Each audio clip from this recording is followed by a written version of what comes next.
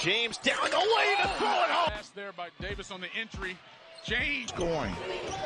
Cook drops it off. Being a student athlete ambassador for Samaritan's Feet has impacted me in more ways than I can count.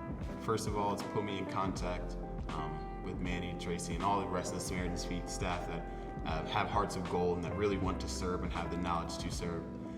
It's also put me in contact with all the other NIL athletes out there. Like, there are some incredible people doing incredible things all around the country, all around college athletics, and I'm proud to be a part of it.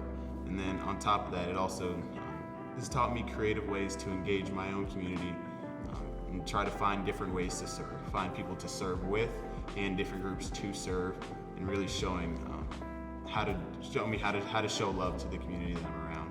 It's really impacted me greatly, and I'm a better person because of it.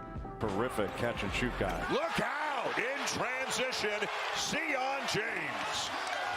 I'd just love to hear just a little bit of your background and what you're doing and all that kind of stuff. Yeah, absolutely. So, born and raised in Sugar Hill, Georgia, a little bit outside of Atlanta. And my parents always raised me with the idea that the things you have are not your own, your success is not your own, your material things are not your own. But you get that opportunity so you can give it back to someone. Wow. And I never fully realized that. It took me probably until college to realize that. And it was actually around the time that we went down to Costa Rica to meet with you and the team and serve down there. That's when things started to really click for me. Started to understand that the opportunity that I have to serve other people, not just in the country, not just people I've seen before, but people that I've never met in my entire life, and realize the need all around the world. The first one was down in Costa Rica, sitting across from a little girl. She's maybe 4 or 5 years old. She spoke no English, yet somehow we seemed to have a conversation, had a connection. She had a big smile on her face. Served her with a pair of shoes, and she walked away lit up, her shoulders held back, and like a whole new person. Come on. That was the first one, because it taught me that service is really, it's not about words, it's about like the things that you're doing.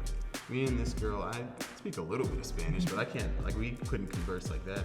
Yet somehow so much was shared, so much love was conveyed just through the simple action that we were able to do. And that's one that'll always stick with me.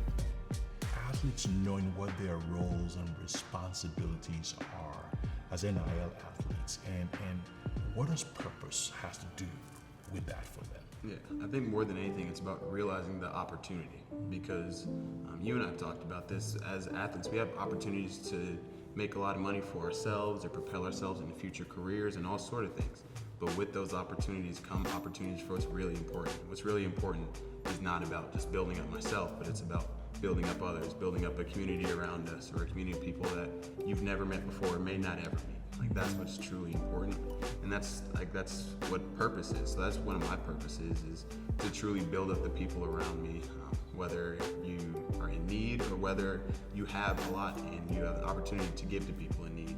That's part of what I try to do for myself. So when I had the opportunity to work with the Samaritan's Feet and do exactly that, it aligned perfectly. So you went to Costa Rica, you got connected to Samaritan's Feet, said, hey, sign me up. I want to be an NIL athlete, use my name, image, and likeness to be the face and the voice people didn't have shoes.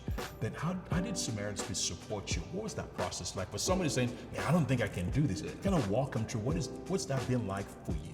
Yeah, a lot of it, especially early, was just figuring out who my network was and how I could do some fundraising, how I could be really creative. So at the beginning, it was the people around me, the people I grew up with, and reaching out to them to say, hey, here's what I'm involved with, how can you help? But then I was able to get creative with it and really engage some Tulane fans and some fun, creative fundraising methods. My favorite was last year during the season. I donated $1 for every basket we scored in the calendar year, and I encourage people to join me. And man, the support was incredible. Like, those are just really creative ways that I was able to do some stuff, work with the Samaritan's Feet team to jog some of those ideas and to really get things in motion. Brown flag. There's James off the bounce. The year's going the other way around.